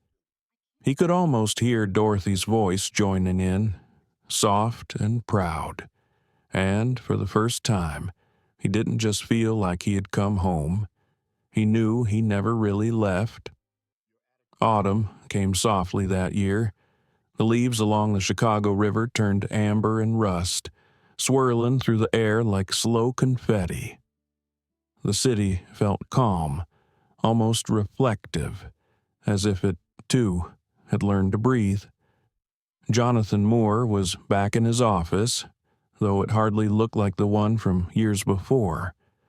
The walls were covered in framed photos not of awards or financial milestones, but of people, cooks, waiters, children from community programs, the fellowship graduates, and at the very center, a single photograph of Dorothy's garden, filled with sunlight and laughter. He sat at his desk, pen in hand, reviewing a proposal. Across from him sat Sarah Lynn, ever poised, her tablet glowing with notes. "The board approved it," she said, "the national expansion of the Humanity Project. We're calling it a table for everyone." Jonathan smiled, a quiet pride flickering behind his eyes. "You know," he said, "when we first talked about this idea, I thought it would take a decade. Now look at us." Sarah laughed softly. "It only took one viral story, 10,000 sleepless nights, and your grandmother's ghost keeping us in line." He chuckled. "That sounds about right." The program was ambitious too, ambitious. Some had said each Moore hospitality restaurant would sponsor a monthly dinner that brought together people from opposing worlds, police officers and youth activists, CEOs and janitors, immigrants and locals, strangers who might never otherwise share a meal. The goal wasn't profit, it was connection. Sarah leaned forward. "You know, John, people are already talking about this initiative. They're calling it revolutionary." Jonathan shook his head gently. It's not revolutionary to care. It's just rare. That evening, he met Elise at the Willow Room in Atlanta for the pilot event. The room glowed under candlelight, filled with a mix of guests, teachers, small business owners, veterans, former homeless families, and even a few skeptics who'd shown up out of curiosity more than faith. Elise looked around the room, eyes glimmering. "You did it," she whispered. "We did it," he corrected. When Jonathan stood to speak, the chatter slowly faded. His voice carried not like a speech, but like a story. "Years ago," he began, "I sat in a restaurant not too different from this one. I was ignored, disrespected, unseen. But what I learned that night was more valuable than anything I could have imagined. I learned that dignity doesn't come from how people treat you. It comes from how you respond." He paused, letting the silence rest. "And tonight, I want to prove that a single table can still change the world one meal, one conversation, one heart at a time." As the dinner began, people hesitated at first, unsure, cautious, but food has a way of breaking down walls that words can't. Laughter began to rise between bites of roasted chicken and soft bread. Two strangers discovered they lived on the same block. A retired police officer listened to a teenager talk about fear. A woman who'd once lived in a shelter taught a CEO how to make collard greens the right way. Jonathan and Elise sat together, watching it unfold. "It's happening," she whispered. He nodded, smiling. "It's what we were always meant to do."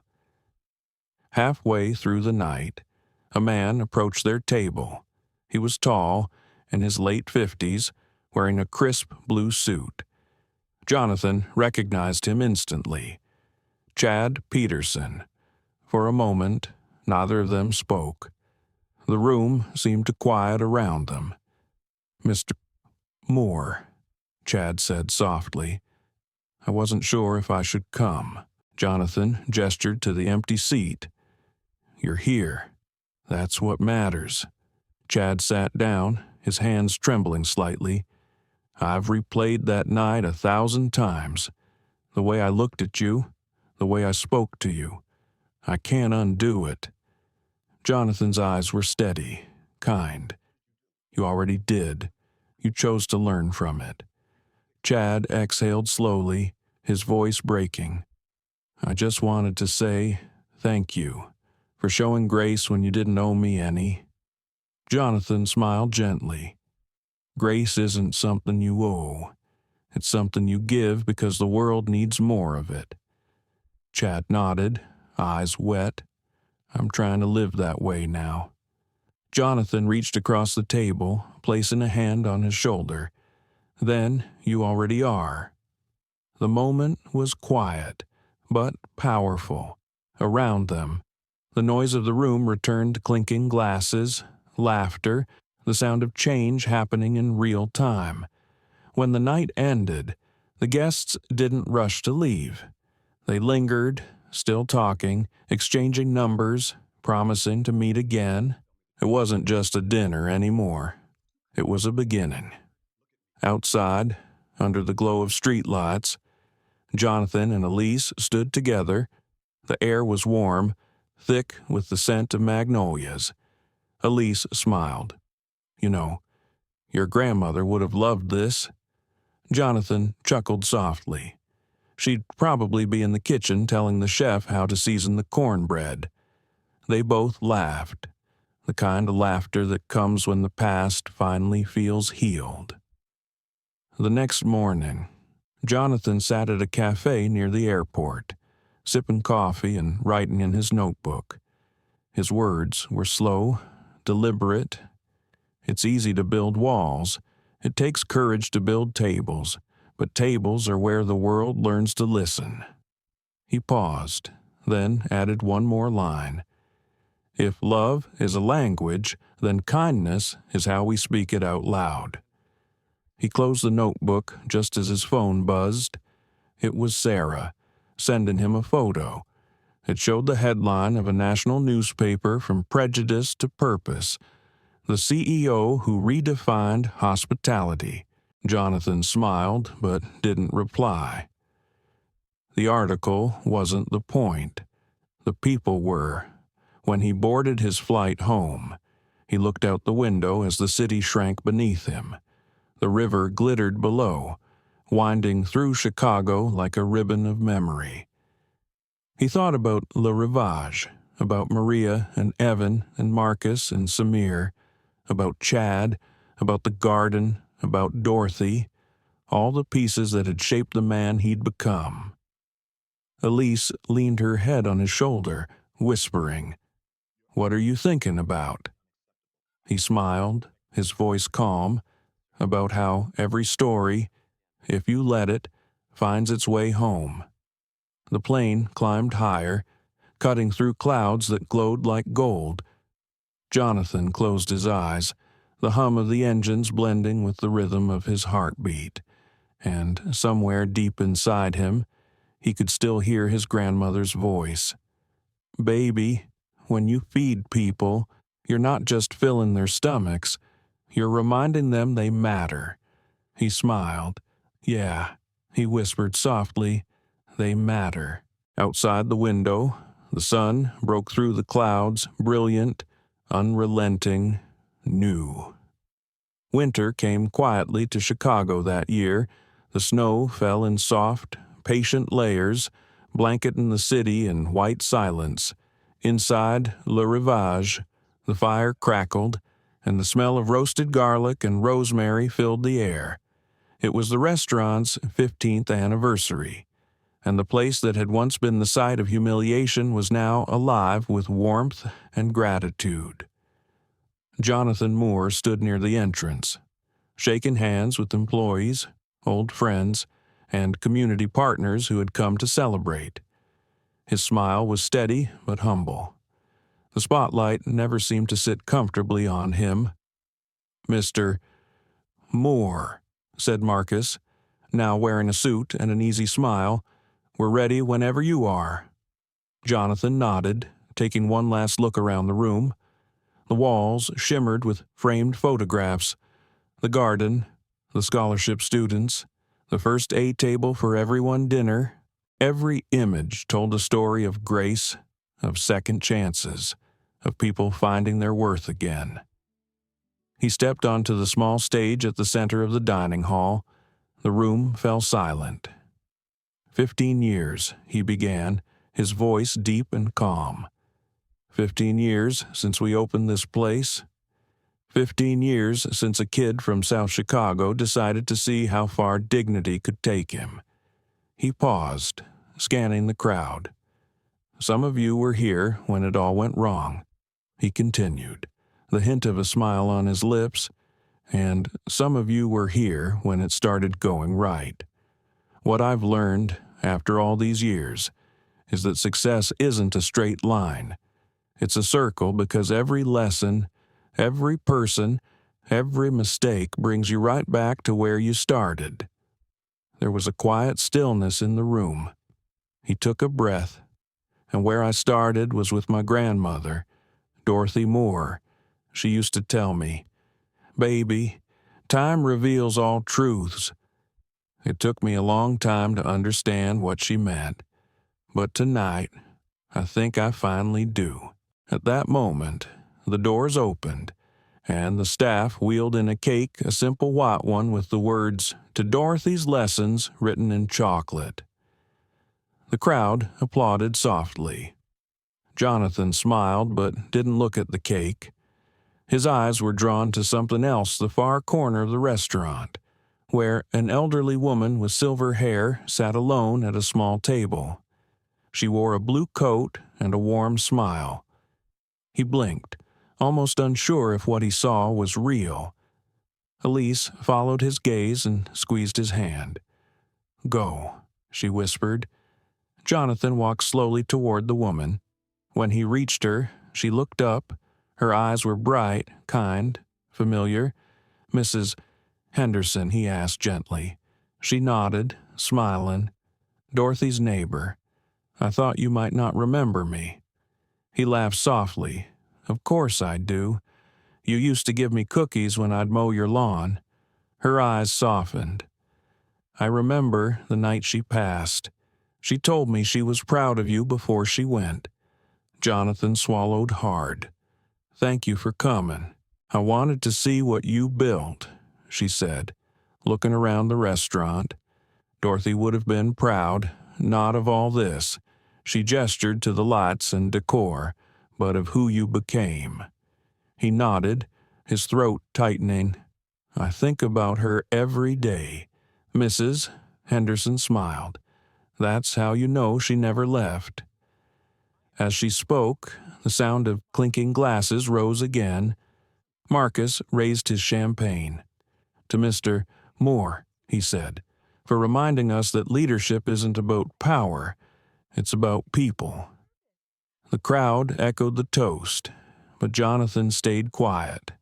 He was thinking about the boy he once was, the busboy cleaning tables, the man who'd been told he didn't belong, and the journey that had turned pain into purpose. Later that evening, when the guests had gone and the restaurant was quiet again, Jonathan and Elise sat by the fire, each with a cup of tea.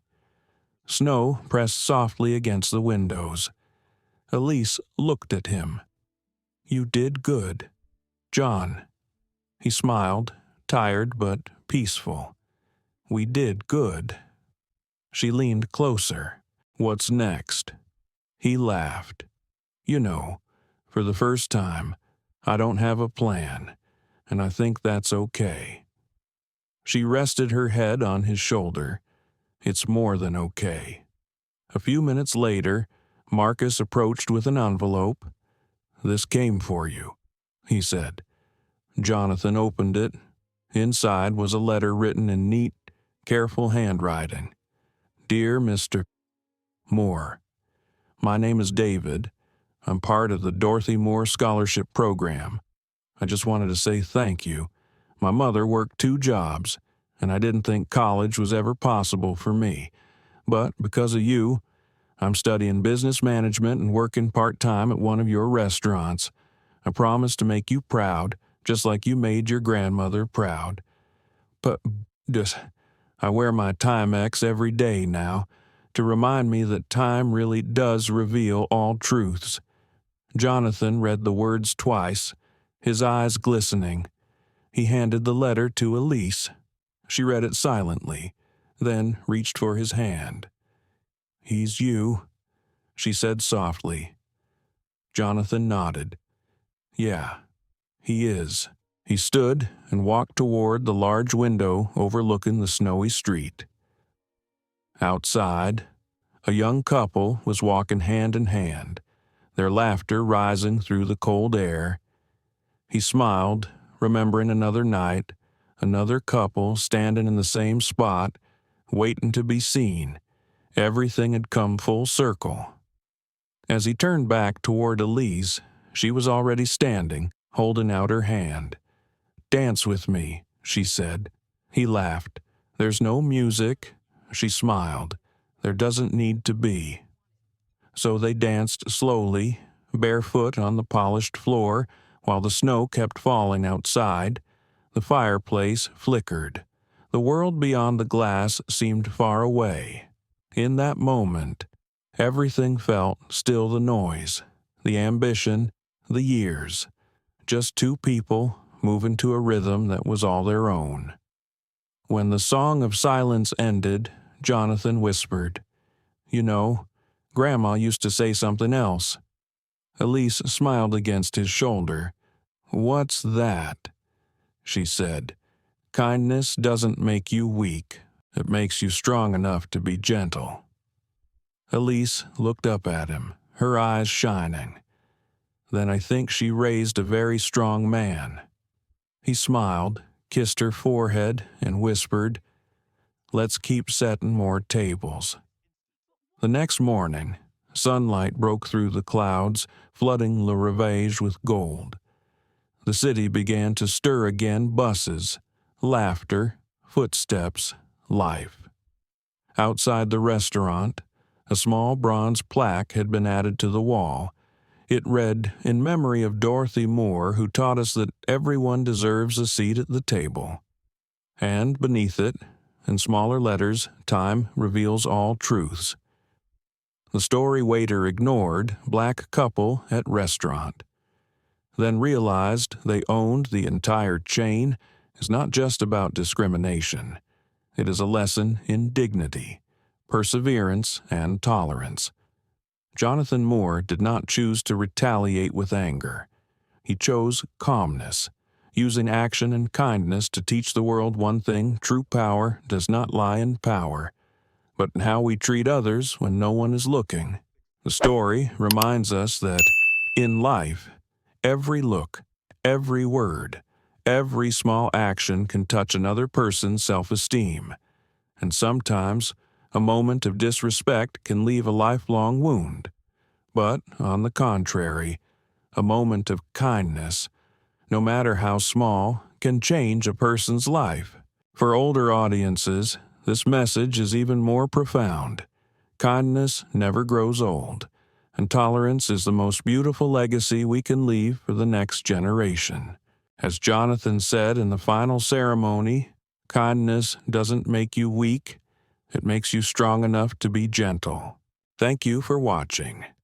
If this story touches your heart, please like, share this video, and subscribe to the channel to spread meaningful stories, where kindness is honored and every human being is seen.